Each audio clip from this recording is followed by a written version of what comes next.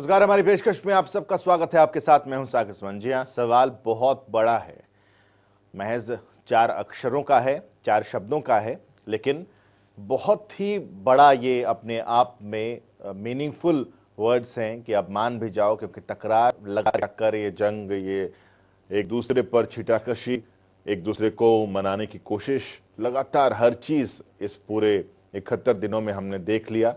लेकिन अभी तक जस की तस स्थिति बनी हुई है और हम भी सरकार से भी, हम किसानों से भी, दोनों पक्षों से ये कह रहे हैं, अपील है, गुजारिश है कि अब मान भी जाओ।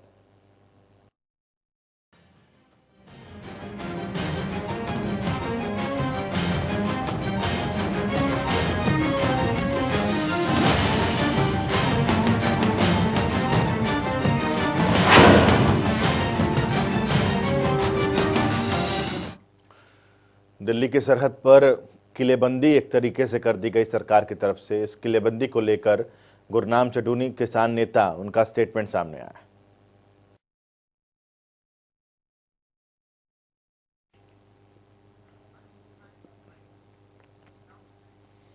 गुरनाम चटूनी का यह कहना है कि सरकार चाहे कील लगा ले या कोई और तरीका अपना ले, लेकिन किसान डरने वाले नहीं हैं। इधर हरियाणा के गृह मंत्री अनिल विज ने किसानों से अपील की है कि 6 फरवरी को होने वाला चक्का जाम, इसको कॉल ना करें, खत्म कर दें।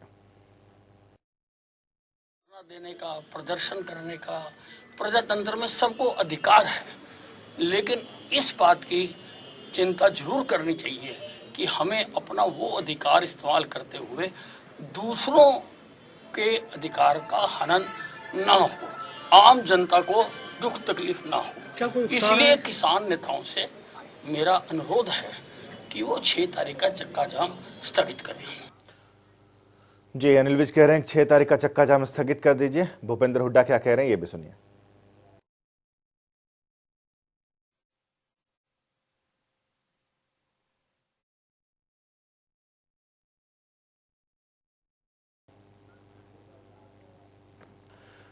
जी हाँ, तो किसानों के मसले पर विधानसभा का जो अगला सत्र होने वाला है उसमें भी मसला उठाने की बात की जा रही है और उसके साथ साथ जो एक विशेष सत्र बुलाने की बात भी कांग्रेस की तरफ से की जा रही है, जिसको कहते हुए भूपेंद्र हुड्डा नजर आए। ये दिल्ली की सरहद का हाल हम आपको दिखा रहे हैं कि दिल्ली की सरहद पर किस तरीके से संख्या बल जो है वो बढ़ता चला जा रहा है। गृह मंत्री ने दिल्ली के पुलिस के आला अधिकारियों से मुलाकात भी की है, अजीत डोभाल से भी मुलाकात हुई है। तमाम चीज़ें हैं जो बहुत ही महत्वपूर्ण हैं, बहुत ही मायने रखती हैं।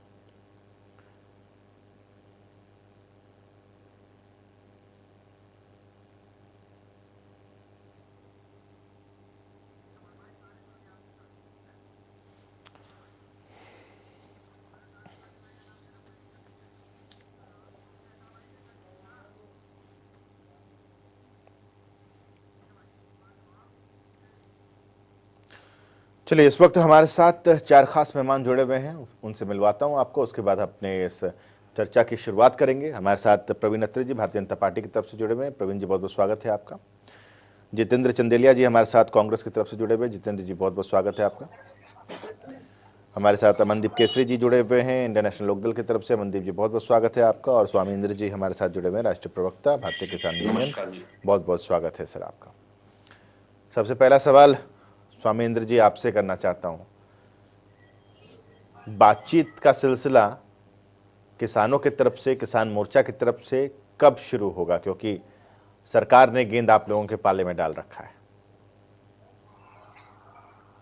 देखिए, मैं बता देना चाहता हूँ, संयुक्त किसान मोर्चा लगातार सरकार से वार्ता करना चाहता है और सरकार ने जब आखिरी वार्ता की उसको ये खुद ही कहा था कि किसान अपनी जो है मन बना ले, इन कानूनों के मुताबिक चलना है या नहीं करना है। तो हमने क्लियर कर दिया है कि हमारा जो मन है, इन 3 कानूनों को रद्द किए बगैर हम मानने वाले नहीं। और जो एमएसपी फ्री गारंटी है उसको सरकार जो है कानूनबद्ध तरीके से उसको बनाए और साथ में जो लोग इससे नीचे खरीदे उनको जो सजा का प्रावधान होना चाहिए। सकेत जी, आपको अच्छी तरह से पता है कि किसान लगातार आंदोलन कर शांतिपूर्ण तरीके से आंदोलन कर रहा है। ऐसे में सरकार, आप देखिए, सड़कों के ऊपर कीले बिछाने का सरकार ने काम किया, बैरिकेडिंग करने का काम किया। हम समझते हैं कि बैरिकेडिंग होनी चाहिए, उसकी भी एक सीमा होनी चाहिए, अस्थायी तौर पे बैरिकेडिंग होनी चाहिए ताकि किसी प्रकार का उपद्रव ना मच सके। पर ये फिक्स बैरिकेडिंग कहाँ का ये न्याय है, कहाँ की स्वामिंद्र स्वतंत्रता जी, है, कहाँ आपको से ये ये जो लगता है कि ये बैरिकेडिंग किसानों के लिए है? सरकार तो कहती है उपद्रवियों के लिए। मैं वही कह रहा हूं, इस प्रकार की जो बैरिकेडिंग है, फिक्स बैरिकेडिंग है, अगर सरकार के पास पुख्ता सबूत है कि उपद्रवी है तो उन्हें सरकार पकड़ती क्यों नहीं? क्यों किसानों के ऊपर, जो क्यों आम जिसको जनलोग, पकड़ती है आम उसको आदमी कहते के हैं आप ऊपर लोग रिहा कर इसका दो। जो है तो जिसको पकड़ती है स्वामिंद्र जी उसको आप लोग कहते हैं रिहा करो। देखिए वही हम बता रहे हैं, जिन्हें पकड़ना चाहिए उन्हें आप पकड़ नहीं रहे। आप तो मीडिया के लगभग 67 मीडिया कर्मी अब तक इस आंदोलन में पकड़े हुए हैं सरकार द्वारा, तो क्या वे उपद्रवी हैं? सरकार ये भी क्लियर करे। और अभी आप देख रहे हैं कि क्या हालत है इस वक्त देश के स्वामिंद्र जी, अंदर, किसानों के ऊपर स्वामिंद्र जी, सशस्त्र कल हो ही जब रही है। जींद में महापंचायत हुई थी उस समय टेकराम कंडेला जी ने जो 5 प्रस्ताव वहां पर रखे गए उनमें यह कहा गया कि 200 से 300 जिन लोगों को पकड़ रखा है उनको रिहा किया जाए। एक तरफ आप लोग कहते हो उपद्रवियों को सजा दो, दूसरी तरफ आप लोग कहते हैं रिहा करो, क्यों? उपद्रवियों को सजा दो, जो किसान शांतिपूर्ण तरीके से आंदोलन कर रहे हैं हम उनकी वकालत कर रहे हैं, आपके क्लीन उपद्रवियों चिट की देने वकालत से वो नहीं कर रहे शांतिपूर्ण हैं। तरीके से हो जाएगा सरकार क्या? ने जो भी पकड़े हैं अब स्वामिंद्र तक, जी, आप मुझे बताइए स्वामिंद्र जी, जी स्वामिंद्र जी की तरफ से, भारतीय किसान यूनियन की तरफ से, किसान मोर्चा की तरफ से क्लीन चिट दे देने से वो क्लीन हो जाएंगे क्या? देखिए साकेत जी, हम ये जो बात कह रहे हैं इसको आप समझिए। हम ये कह रहे हैं कि जिनका इस जो उपद्रव से कोई संबंध ही नहीं है, दूर दूर आप का कैसे कोई कह नाता सकते हैं? नहीं है, क्यों स्वामिंद्र जी, उनको आप पकड़ा आप गया? और अदालत कुछ हैं जो अपने आप साथी, में। जो किसान साथी घूमने के लिए दिल्ली गए थे, स्वामिंद्र आप जी, साकेत जी बता देना चाहता स्वामिंद्र हूं, जी, दिल्ली बॉर्डर से, स्वामिंद्र सिंधु जी, बॉर्डर से नहीं जो स्वामिंद्र जी, किसान एक साथी सेकंड, एक 26 सेकंड, एक जनवरी सेकंड, के बाद स्वामिंद्र 28 जी, एक जनवरी सेकंड, को एक सेकंड, दिल्ली स्वामिंद्र जी, आप अपने आप में अदालत हैं, आप ही फैसला दे देंगे कि ये निर्दोष हैं?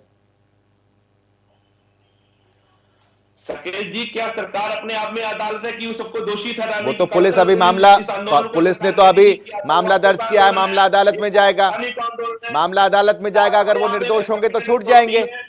स्वामिंद्र जी, अगर वो निर्दोष होंगे तो अदालत में छूट जाएंगे, बाइज्जत बरी हो जाएंगे। डर किस बात का है आप लोगों को? बिल्कुल, ये जो आप तानाशाही रवैया, इससे हमें डर लगता है, इससे आम आदमी डरा हुआ, आम आदमी परेशान है। यही तो आप देखिए स्वामिंद्र जी, सामने, दिल्ली क्या पुलिस बैरिकेड फांसी पर लगा थोड़ी है? चढ़ा देगी। दो तारे दिल्ली पुलिस इंटरनेशनल फांसी पर बाउंड्री थोड़ी के चढ़ा ऊपर देगी बैन है, स्वामिंद्र जो जी। कार खेत में बैन है, दिल्ली वो पुलिस, अंदर स्वामिंद्र लगी हुई जी, है, देश के स्वामिंद्र जी, अंदर लगी हुई है। स्वामिंद्र जी, सरकार बताए ना, स्वामिंद्र सरकार जी, ऐसा क्यों करना चाहती है? स्वामिंद्र जी, दिल्ली पुलिस मामला दर्ज करेगी और मामला जाता है अदालत में, जहां तक मुझे जानकारी है, अगर मैं गलत नहीं हूं तो, और अदालत में वहां पर सुनवाई होगी। 70 वकीलों का एक बेड़ा जो है वो अमरिंदर जी भेज ही रहे हैं, कैप्टन अमरिंदर पंजाब की तरफ से। फिर डर किस बात का है? कैप्टन अमरिंदर जी भेज रहे हैं, इधर गुरुद्वारा प्रबंधक कमेटी जो है बंगला साहब की तरफ से भी पहल हो चुकी है। सुप्रीम कोर्ट के जो बड़े बड़े वकील हैं, जिनकी लाखों रुपए फीस है, वो फ्री ऑफ कॉस्ट इस सर, तो आंदोलन में इतना सहयोग देने को इतना राजी कुछ हैं। हो ही रहा है आपके लिए, तो फिर आप रिहाई की मांग क्यों कर रहे हैं? इंडिया की तरफ से आपको तो अदालत में प्रूव कर देना चाहिए कि ये जो 200-300 लोग हैं वो पूरी तरीके से बेगुनाह हैं। स्वामी इंद्र जी, स्वामी इंद्र जी, स्वामी इंद्र जी, स्वामी इंद्र जी, स्वामी इंद्र जी, इतना बड़ा जत्था जब आपके पास वकीलों का है, एक से एक दिग्गज वकीलों का जत्था जो आपके साथ है, तो आपको रिहाई की बात ही नहीं करनी चाहिए। आपको तो कहना चाहिए हम सरकार को अदालत में भी निपटेंगे, वहां भी आपको बताएंगे कि ये जो 200-300 लोगों को आपने गिरफ्तार किया है ये बेगुनाह है। आप सिर्फ एक प्रोपेगेंडा तैयार कर रहे हैं, आपको तो अदालत का इंतजार कर लेना चाहिए। साकेत जी, हमें भारत की न्यायपालिका पे पूर्ण भरोसा है, पर हम ये कह रहे हैं फिर कि रिहाई की मांग क्यों कर रहे हैं सर? दुरुपयोग रिहाई का मांग क्यों कर रहे हैं? रिहाई की मांग क्यों? दूध का दूध पानी का पानी होने दीजिए ना, दूध का दूध पानी का पानी होने दीजिए, दूध का दूध पानी का पानी होने दीजिए। स्वामी इंद्र जी, स्वामी इंद्र जी, स्वामी इंद्र जी, स्वामी इंद्र जी, स्वामी इंद्र जी, देश की जमीन स्वामी इंद्र जी, उन्हें क्यों नहीं पकड़ते आप? स्वामी इंद्र जी, लगभग 4 स्वामी इंद्र जी, सीमा के अंदर ठीक, उसको क्यों नहीं पकड़ते आप? ठीक बात है स्वामी इंद्र जी, ठीक बात है आपकी, बहुत सही बात है। बस मैं यही कह रहा हूं कि इंतजार कीजिए, रिहाई की मांग मत कीजिए। प्रवीण अत्रे जी, सही लोगों को आप पकड़ते नहीं है, बेगुनाह लोगों को पकड़ पकड़ के आप लोग कह रहे हैं कि ये यही है दिल्ली के में तांडव मचाने वाले, ऐसा क्यों कर रहे हैं आप लोग?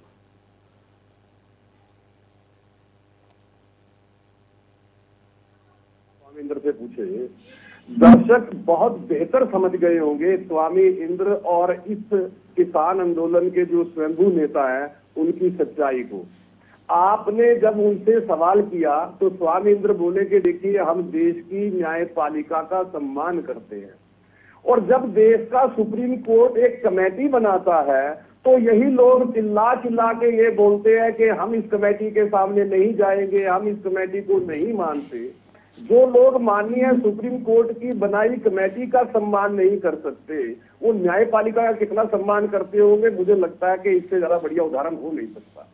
दूसरी बात, आज जो ये रिहाई की मांग कर रहे हैं, साकेत आपको याद होगा जब 26 जनवरी को देश को शर्मसार किया गया, जब देश का सर पूरे विश्व के सामने झुकाया गया, और हमने जब ये कहा कि जो अराजक तत्व इस किसान आंदोलन में घुस के किसानों के नाम पे इस तरह की अराजकता फैला रहे हैं, कानून उनके लिए काम कर रहा है, तो इन लोगों ने भी कहा हाँ जी बिल्कुल सही कहा, ये सब अराजक तत्व है। इन्होंने इस बात को माना, और किसान संघर्ष समिति ने यह भी माना कि इस आंदोलन में खालिस्तान तत्व घुसपैठ कर गए हैं, इसके अंदर अराजक तत्व घुसपैठ कर गए हैं। और जब कानून ने अपना काम करना शुरू किया तो ये लोग उनके पक्ष में खड़े हो गए रिहाई की मांग लेके। आपको याद होगा 28 तारीख को राकेश टिकैत का एक बयान आता है बाकायदा इन अराजक तत्वों के लिए, और उसमें ये वो स्पष्ट तौर पे कहते हैं कि जो दिल्ली में अराजकता फैलाई गई है वो किसान नहीं है। हमने भी कहा बिल्कुल सही बात है, क्योंकि हमारे देश का किसान इस तरह का काम नहीं कर सकता। लेकिन जब पुलिस ने उन्हें पकड़ा तो कांग्रेस पार्टी वो खड़ी हो गई है उनको कानूनी सहायता देने के लिए, जबकि ये वही कांग्रेस पार्टी है जो लगातार ये आरोप लगा रही थी 27 तारीख को, 28 को, 29 को कि दिल्ली में जो अराजकता हुई है वो भारतीय जनता पार्टी की साजिश है, वो भारतीय जनता पार्टी के लोग हैं। और जब पुलिस ने उन्हें गिरफ्तार कर लिया तो उनको कानूनी सहायता भी ये कांग्रेस ही मुहैया करा रही है। अब समझ सकते हैं इस आंदोलन की सच्चाई। लगातार एक बात कही जाती रही कि ये गैर राजनीतिक आंदोलन है, राजनीतिक दलों की भागीदारी नहीं है। हम बार बार बात कहते रहे कि इस आंदोलन के पीछे विरोधी राजनीतिक दल है, और वो बात साबित आपके सामने हो रही है। अब हो क्या रहा है कि विरोधी राजनीतिक दल जा रहे हैं, कभी दीपेंद्र हुड्डा जा रहे हैं, कभी अभय सिंह चौटाला जा रहे हैं, कभी अरविंद केजरीवाल जा रहे हैं, कभी सुखबीर बादल जा रहे हैं, और वहां जाके भाषण दे रहे हैं। जरा कांग्रेस का रिएक्शन लेते हैं कि गैर राजनीतिक आंदोलन, कांग्रेस का रिएक्शन लेते हैं। चंदेलिया जी बोलिए। जी सागर जी, बहुत बहुत धन्यवाद आपका।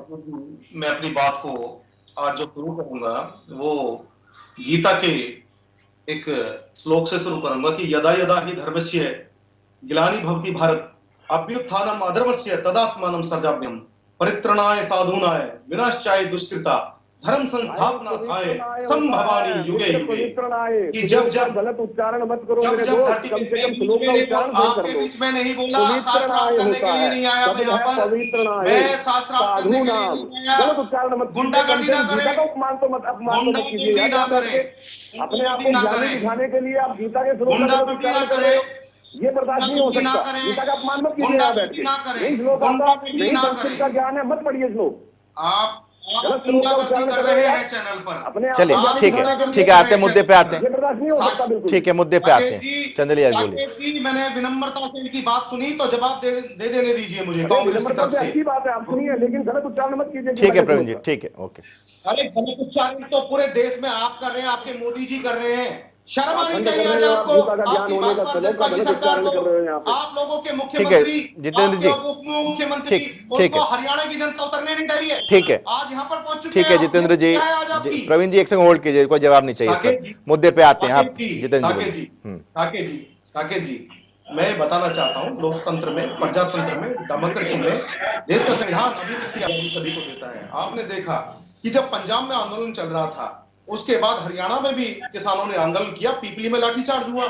उसके बाद में रामलीला मैदान में, जहां जेपी नारायण से लेकर और अन्ना हजारे से लेकर बड़े बड़े राजनीतिक पार्टियों ने और देश के बड़े बड़े सामाजिक संगठनों ने बड़े आंदोलन किए थे, सामाजिक आंदोलन किए थे, सबको छूट थी अभिव्यक्ति की आजादी की तरह रामलीला मैदान में करने के लिए। तो किसान तो रामलीला मैदान में आना चाहता था। किसान ने जो देश की जनता के पैसे से सड़कें बनती हैं, उन सड़कों को नहीं खोदा। किसान तो रामलीला मैदान आना चाह रहा था, अपनी बात को रखना चाह रहा था, लेकिन किसान को पीपली में लाठियां मिली। किसान को 25 नवंबर जब वो किसान यहां पर 17 किलोमीटर तक सिंगू टीकरी बॉर्डर पे आ गया और 17 किलोमीटर में किसान यहां पर फैल गया, और किसान ने जब देखा कि तीनों कृषि काले कानून किसान को मारने वाले हैं, तो उन्होंने आंदोलन किया, देशव्यापी आंदोलन किया। और रही बात कांग्रेस की, तो उनको मैं याद दिला दूं कि जब खेती बचाओ किसान बचाओ यात्रा माननीय राहुल गांधी जी, हमारे नेता, और शैलजा जी, तमाम कांग्रेस का कार्यकर्ता हरियाणा के कुरुक्षेत्र में करता है, तो आपके मुख्यमंत्री खट्टर साहब, आपके अनिल विज साहब गृह मंत्री जो प्रदेश सरकार में, वो कहते हैं हम राहुल गांधी जी को नहीं आने देंगे। तो आप तो भयभीत हैं किसानों से, आप तो भयभीत हैं विपक्ष से। आप कितने भयभीत क्यों हैं? दुर्भाग्य की बात यह है कि किसान ने बड़े विनम्रता से, आपने देखा एक रेहड़ी वाला भी ये नहीं कह जितेंद्र सकता चंदेलिया जी, कि मेरी कोई मूंगफली उन्होंने उठाई है। जितेंद्र चंदेलिया जी, कीले यहाँ पर ठोकी जितेंद्र है, जी, ये 12 लेयरों की इन्होंने यहाँ पर जितेंद्र चंदेलिया जी, तार फेंसिंग की है, तो बड़े जितेंद्र चंदेलिया जी, फेंसिंग करनी चाहिए थी चाइना ठीक बॉर्डर है, पर, आप किसान के लिए कर रहे हैं। जितेंद्र आप जी, किसान की आवाज को दबाना चाहते हैं, जितेंद्र लेकिन जी, किसान की आवाज दबेगी नहीं, मैं बताना चाहता हूँ आपको। जी बताएं आप। जितेंद्र जी, सवाल मेरा एक आपसे ये है कि कैप्टन अमरिंदर इस बात का जिक्र कर रहे हैं कि इस आंदोलन में पाकिस्तान की तरफ से कुछ इंटरफेयर हो सकता है, कुछ इनपुट्स उनको भी मिले हैं, ये उनका एक स्टेटमेंट है। मुझे लगता है कि बातचीत से जल्द सॉल्यूशन निकल जाना चाहिए, लेकिन आप लोग जब भी ये कहते हैं, यही कहते हैं कि तीनों कृषि कानून को वापस ही लेना चाहिए। साकिब जी, मैं आपको बताना चाहता हूँ, ये तो व्यक्तिगत, ये तो बढ़िया अच्छी तरीके से तो कैप्टन साहब ही बता पाएंगे कि उन्होंने अपने सीआईडी, अपनी इंटेलिजेंसी स्टेट सरकार से कहां से ये जानकारी उपलब्ध कराई है, तो ये तो कैप्टन साहब ही बता पाएंगे। लेकिन मैं एक बात जरूर यहाँ पर कहना चाहता हूँ कि देखिए, बड़े दुर्भाग्य की बात यह है कि जहां आज किसान बड़ी विनम्रता से, बड़े शांतिपूर्ण तरीके से अपना धरना कर रहा था, और सरकार के साथ भी वार्ता उन्होंने की, 11 राउंड की वार्ता की, लेकिन जहां लास्ट जो वार्ता हुई किसान के साथ में, वो अपमानित किया किसान को, 5-5 घंटे उनको इंतजार कराया, और लास्ट में ये कह दिया कि जो आपको करना कीजिए आप। तो बड़ा दुर्भाग्यपूर्ण है। माननीय मोदी जी कहते हैं कि मैं एक फोन कॉल दूर हूं, तो वो कहां दूर है? वो तो तार फेंसिंग कर रहे हैं, वो 12 लेयर की सुरक्षा कवच वहां पर किसान को इंडियन नेशनल लोकदल का रुख कर लेते हैं। अमनदीप केसरी साहब, दुर्भाग्यपूर्ण है, ठीक है। लेकिन हम ये कहना अमनदीप चाहेंगे, जी, तीनों कृषि काले कानून जो पहले दिन से राहुल गांधी जी कह रहे हैं, शैलजा जी कह रहे हैं, कांग्रेस कह रही है, अमनदीप जी, तीनों कृषि काले अमनदीप जी, कानून रद्द होने चाहिए। आपका पॉइंट ऑफ व्यू। तो शासक को, ठीक है, अमनदीप जी बोलिए। हमारा मानना ये है कि इस प्रकरण की न्यायिक जांच होनी चाहिए, ताकि दूध का दूध और पानी का पानी हो, जो दोषी हो उसको सजा मिले। इस तरह का रवैया, क्रूर रवैया सरकार के द्वारा भी ठीक नहीं है। एक तरफ सरकार कह रही है कि हम बातचीत करने के लिए तैयार हैं, और दूसरी तरफ जिनसे बातचीत करनी है उन्हीं के ऊपर मुकदमे हैं। तो बातचीत किससे करना चाहते हैं? उनके खिलाफ लुकआउट नोटिस है। तो एक माहौल हम चाहते हैं कि अगर इस पूरे आंदोलन का कोई निष्कर्ष निकलना चाहिए, किसानों की बात सुननी चाहिए, तो सरकार को ये रवैया नहीं अपनाना चाहिए। सरकार के इस रवैये की वजह से ही आंदोलन यहाँ तक पहुंचा है। अगर सरकार के अंदर थोड़ी संवेदनशीलता होती तो ये कब तक का ये आंदोलन खत्म हो सकता। लेकिन सरकार को मंशा है, वो आपस में भाई से लड़ाना की जो मंशा है वो बिल्कुल भी जायज नहीं है। हम उसका विरोध करते हैं, और सरकार को इस सारे प्रकरण की न्यायिक जांच करवानी चाहिए। और जो आदमी, जो किसान यूनियन के नेताओं ने बताया है कि जो मुख्य दोषी हैं जिन्होंने युवाओं को भड़काया, वो आज भी गिरफ्त से बाहर हैं। तो किस तरह से सरकार कह सकती है कि भाई हम उनको सजा देंगे? ठीक है, इस बात का रिएक्शन जरा प्रवीण अत्री जी से लेता हूँ। जी साकेत, मैं थोड़ा जवाब दे देता हूँ भाई का। ऐसा है अमनदीप जी, जो आपने ये बात कही कि भाई से भाई को लड़वाना, मैं जानना चाहता हूं, जब पंजाब से किसान संगठन के नेता बलबीर सिंह राजेवाल मीडिया के सामने हरियाणा के युवाओं को आरोपित कर रहे थे कि दिल्ली में 26 जनवरी को जो अराजकता फैली वो हरियाणा के युवाओं ने किया, उनको किसने कहा था कि वो भाई के खिलाफ क्यों लड़वा रहे हैं? मुझे हैरानी होती है, जो व्यक्ति आपके ऊपर आरोप लगा रहा है अराजकता का, उसको तो आप गोद में उठा के घूम रहे हो, उसको तो आप अपनी गोदी से उतारने को तैयार नहीं हो। आप अपनी राजनीतिक विरोध में इतने अंधे हो गए हो कि ना आपको देश की चिंता है, ना किसान की चिंता है, और ना ही देश की जनता की चिंता है। इनको चाहिए एक बार जरा चुप होकर सुन ले आराम से। इन्होंने देखिए एक बात और कही साकेत, और मैं कई बार बोलता भी होता हूँ कि जो लोग ये चर्चा में आ जाते हैं बिना किसी जानकारी के, पहले पढ़ के आया करें। ये कहते हैं साहब देखिए इसकी न्यायिक जांच होनी चाहिए। इनको शायद ये जानकारी नहीं है कि माननीय सुप्रीम कोर्ट के अंदर एक PIL डली थी कल ही इसी बात के लिए, और माननीय सुप्रीम कोर्ट ने उस PIL को रिजेक्ट करते हुए ये कहा कि दिल्ली पुलिस अपना काम कर रही है, इसके बावजूद ये अपनी राजनीति चमकाने के लिए इस तरह के बयान जारी कर देते हैं बिना किसी गहन जानकारी के। अब जो सबसे बड़ी महत्वपूर्ण बात है ये कहते हैं कि उनके खिलाफ नोटिस है। साहब मुझे एक बात बताइए, कानून अगर अपना नोटिस भेजता है तो उनका कर्तव्य बनता है कि कानून के सामने जाके अपनी बात करें। इनको उसके ऊपर भी एतराज है। इन लोगों को देखिए हो क्या रहा है, आप प्रजातांत्रिक ढंग से, लोकतांत्रिक ढंग से भारतीय जनता पार्टी को हरा नहीं सकते, तो आपने क्या करना शुरू किया, किसानों के कंधे पे रख के अपनी बंदूक चलाने की कोशिश।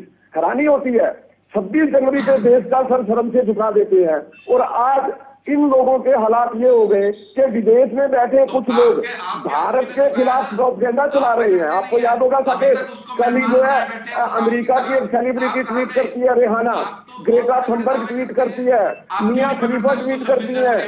वो लोग जिनको ना तो भारत में किसान का पता है ना भारत की किसानी का पता है, लेकिन ये जो एजेंडाधारी है जो ये अपनी राजनीतिक रोटियां सेक रहे हैं, इसमें भी अपना हित ढूंढ रहे हैं, इसके अंदर भी अपने राजनीतिक स्वार्थ ढूंढ रहे हैं। इनको शर्म आनी चाहिए कि एक बाहरी व्यक्ति, ठीक है जरा आप दोनों को रोक रहा हूं, एक बार रोक रहा हूं आप लोग, स्वामी इंद्र जी के पास चलेंगे। ठीक है, एक बार स्वामी इंद्र जी का रुख कर लेते। स्वामी जी बताइए ना। स्वामी इंद्र जी, सवाल ये है आपसे कि रिहाना की तरफ से ट्वीट होना और किसान मोर्चा की तरफ से उस ट्वीट को लाइक करना, इसका क्या मतलब है? देखिए साकेत जी, आज एक ट्वीट हो रहा है जो अमेरिका से आया है, अमेरिका की सरकार द्वारा आया है। उन्होंने ये भी कहा है कि ये 3 कानून ठीक है और साथ में किसानों का आंदोलन भी ठीक है। अगर इन दूसरे ट्वीटों के भी रिएक्शन लेते नहीं, मेरा सवाल नहीं था ना ये स्वामी इंद्र जी, मेरा सवाल कुछ और ही था आपसे। इसके ऊपर भी चर्चा होनी चाहिए। स्वामी इंद्र जी, मेरा सवाल क्या था आपसे? मैंने ये पूछा कि रिहाना का ट्वीट और उस ट्वीट को आप लोगों की तरफ से लाइक करना, इसका क्या मतलब है? रिहाना सुलझे मैटर जो भी किसानों के लिए, जी मैं वही कह रहा हूँ साकेत जी, अगर किसान के हित में कोई आदमी ट्वीट करता है या आंदोलन में सेव करते हैं तो स्वागत करते हैं। नहीं तो रिहाना सुलझाएगी स्वामी इंद्र ये मैटर, या अमेरिका सुलझाएगा ये मैटर, या पाकिस्तान सुलझाएगा, या चाइना सुलझाएगा ये मैटर?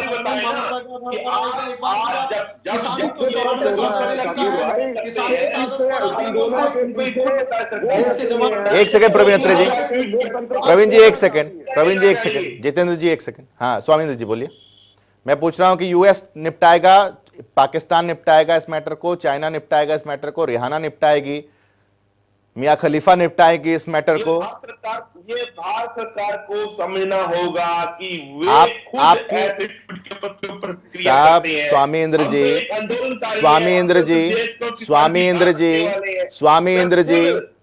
इंद्र जी, आप लोगों की तरफ से रीट्वीट कुछ ऐसा होना चाहिए था कि रिहाना जी अपने काम पर आप ध्यान लगाएं, ये हिंदुस्तान का मैटर है, हिंदुस्तान की सरकार और हिंदुस्तान के किसान आपस में समझ लेंगे कि उनको किस रास्ते पर जाना है। आप लोग उनके ट्वीट को लाइक करते हैं।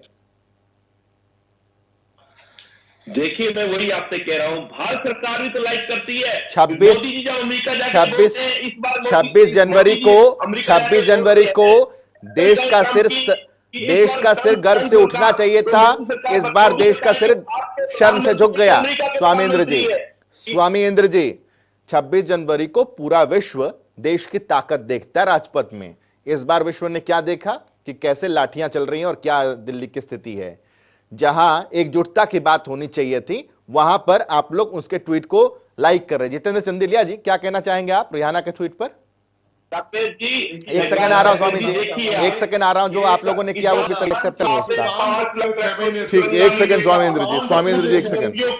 जितेंद्र चंदेलिया जी का जरा कांग्रेस का रिएक्शन ले लेता हूं, रिहाना के ट्वीट पर और इनके लाइक करने पर। जी साकेत जी, मैं बताना चाहता हूँ, रिहाना के ट्वीट का जवाब देना चाहता हूँ। देखिए 6 महीने से जब लगातार किसान तीनों कृषि काले कानून कहां चले गए? कर रहा है और कहां चले गए जितेंद्र जी? कहां चले गए? मैं उसी बात आप सुन लीजिए, पूरा तो करने दीजिए मेरे को। आप सुन लीजिए साकेत जी, 194 में जब शहादत किसान देता है तो मोदी जी मन की बात में किसान की बात को नहीं उठाते। जितेंद्र जी, लेकिन आज जब ये विश्व, जितेंद्र जी, विश्व देख रहा है जितेंद्र जी, अगर अभिव्यक्ति की आजादी के जितेंद्र चंदेलिया जी, अगर मानवता के जितेंद्र चंदेलिया जी, कुछ ऐसा मत बोल दीजिएगा कि पार्टी में आपको दिक्कत हो जाए। राहुल गांधी ने कहा है इस पर, राहुल गांधी ने इसकी आलोचना कर दी है, तो आप सोच समझ के बोलिए, नहीं तो पार्टी में दिक्कत हो जाएगी आपको। दिक्कत नहीं होती, मैं एक स्वतंत्र आवाज हूं। मैंने आप बैठे तो पार्टी के प्रवक्ता के तौर पर ना, स्वतंत्र आवाज तो जब जितेंद्र चंदेलिया जी आप तब होंगे जब अभी हम लोग प्रवक्ता कांग्रेस ना लिखें, तब आप स्वतंत्र होंगे। राहुल गांधी ने इसकी आलोचना कर दी है विदेश में जो इस तरीके से ट्वीट्स हो रहे हैं, तो थोड़ा सा सोच समझ के बोलिएगा, ऐसा ना हो कि राहुल गांधी दूसरे ट्रैक पर हो और आप दूसरे ट्रैक पर। मेरी बात सुनिए, आप बताना चाहता हूं साकेत जी, सुनिए आप एक बात।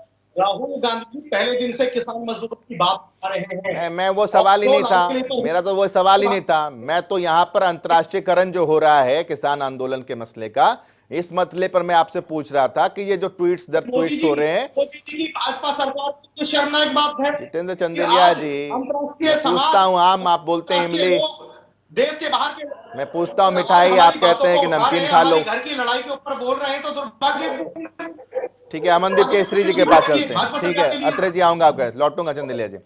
अमनदीप केसरी साहब, अमनदीप जी, क्या आपको लगता है कि ठीक है, हम लोग इतने कैपेबल तो हैं, हिंदुस्तान का किसान भी इतना कैपेबल है, हिंदुस्तान की सरकार भी इतनी कैपेबल है कि इस तरह के मैटर को हम इंटरनली सुलझा सकते हैं?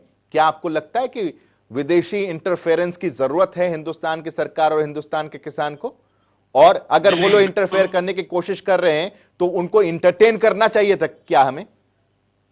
नहीं, बिल्कुल साकेत जी, मैं इस बात से आपकी सहमत हूं कि विदेशी इंटरफेरेंस की हमें बिल्कुल भी जरूरत नहीं है और हम भी इसके सख्त खिलाफ हैं।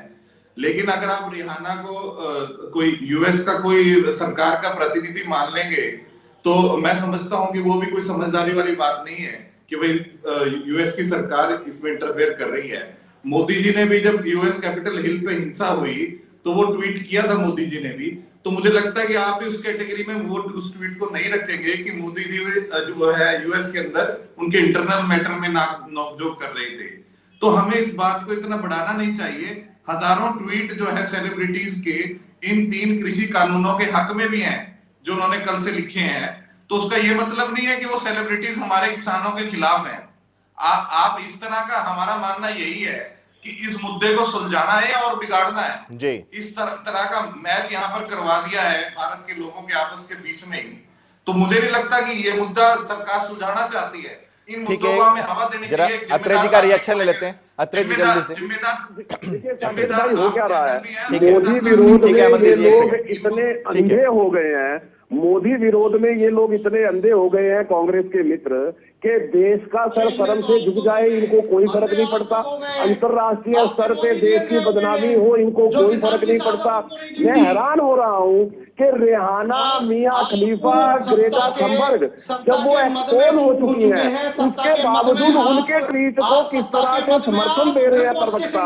लेकिन मेरा प्रवक्ता से एक सवाल है, IMF की चीफ इकोनॉमिस्ट जो है गीता गोपीनाथ, जब वो ये कहती हैं कि ये तीनों कानून भारत के किसान के जीवन में बहुत बड़ा परिवर्तन लेके आएंगे, उसकी तो आलोचना करते हैं राहुल गांधी, लेकिन यहाँ पे देश को तोड़ने वाली ताकतों के समर्थन में खड़े हो जाते हैं कांग्रेस।